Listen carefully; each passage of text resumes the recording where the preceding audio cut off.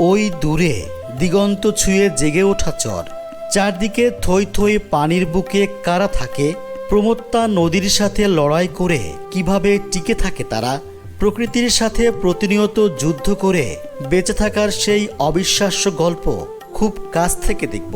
চলুন হারিয়ে যায় চরের মানুষের জীবন সংগ্রামের গভীরে। দুপুরের তপ্ত রোদ যখন ঠিক মাথার উপর আগুন ঢালছে, চারপাশ খা খা করছে, অথচ যমুনার এই আদিগন্ত জলরাশির বুকে এক টুকরো জীবনের গল্প জমাট বাঁধছে। আমি পা বাড়ালাম আলতাফ চাচার নৌকায়। তার ছোট্ট নাতিটা এক ঝটকায় ইঞ্জিনটা চালু করলো। ভটভট শব্দে নিস্তব্ধতা ভেঙে যখন নৌকা ছাড়ল, তখন খেয়াল করলাম আমার সঙ্গী হয়েছেন চরেরই আরও দুজন খেটে খাওয়া মানুষ। তাদের চোখে মুখে এক অদ্ভুত বিস্ময় আর কৌতূহল। আপাতত শান্ত রূপালী যমুনার বুক চিরে আমাদের তরুণী এগিয়ে চলছে। ওদিকে বৃদ্ধ আলতাফ চাচা তার নাতিকে নিয়ে চুপচাপ বসে আছেন।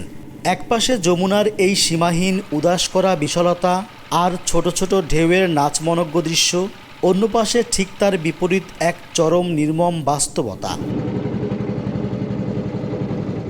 প্রকৃতির অমোঘ সৌন্দর্য দেখতে দেখতে একসময় নৌকা এসে ভিড়ল মানিকগঞ্জের দক্ষিণ তেওতা চরে। প্রখর রোদে তপ্ত বালুচর যেন স্বাগত জানাতে অপেক্ষা করছে। নামার আগে আমি আলতাফ চাচার মুখোমুখি বসতে চাই। তার ওই কোটরগত চোখ দুটোর দিকে তাকিয়ে তার কপালের গভীর ভাঁজগুলোতে হাত রেখে জানতে চাই, চাচা, কতটা ঝড় তুফান পেরিয়ে আজ আপনি এখানে?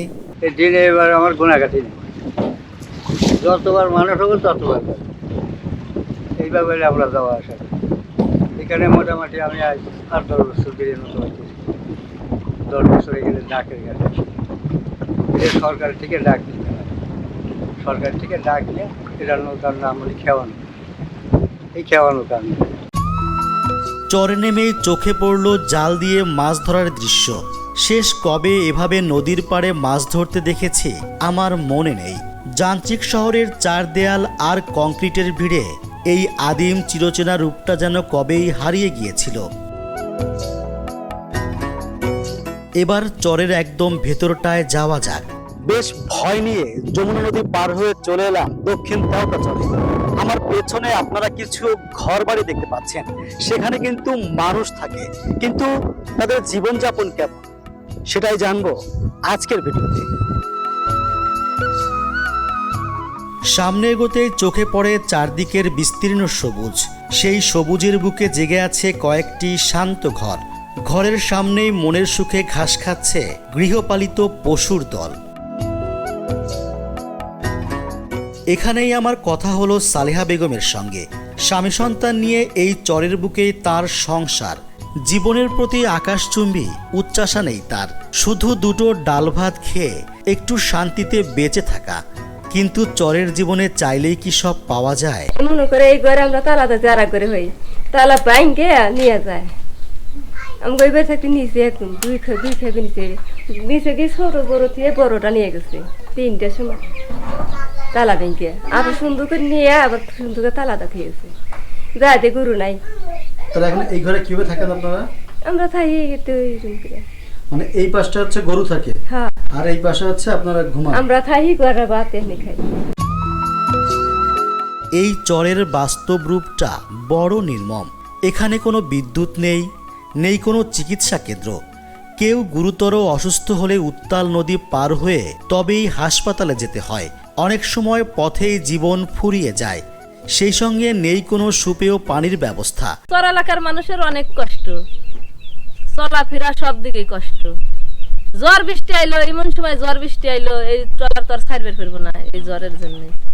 অনেক কষ্ট চর এলাকায়। চর এলাকায় কোনো গাছ গাছালি নাই, তখন তো কষ্ট হয়। ফাঁকা জায়গা, জ্বর বৃষ্টি হলে অনেক কষ্ট।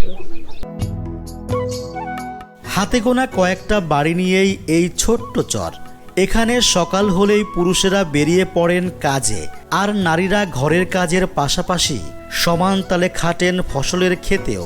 অভাব আর অনিশ্চয়তাকে সঙ্গী করে এই চিরচেনা ছন্দেই প্রতিদিন বয়ে চলে চরের সরল মানুষের জীবন। চর ঘুরতে ঘুরতে কখন যে বেলা ফুরিয়ে সন্ধ্যা নেমে এলো টেরই পাইনি। পশ্চিম আকাশে তখন সূর্য ডুবতে শুরু করেছে, যমুনার বুকে ছড়িয়ে পড়েছে গোধূলির ম্লান আলো। আবার ফিরে যাচ্ছে আলতাফ চাচার সেই নৌকায়। চরের তটরেখা ক্রমশ দূরে সরে যাচ্ছে, কিন্তু মনের ভেতর এক অদ্ভুত টান থেকে গেল। এই শান্ত নদী, সালেহা বেগমের সরল দীর্ঘশ্বাস আর চরের এই লড়াকু মানুষদের আমি ভুলতে পারবো না। মনে মনে নিজেকে কথা দিলাম, আমি আবারও আসব এই চরের মানুষের জীবনকে আরও কাছ থেকে দেখতে, তাদের সুখ দুঃখকে আরও নিবিড়ভাবে অনুধাবন করতে।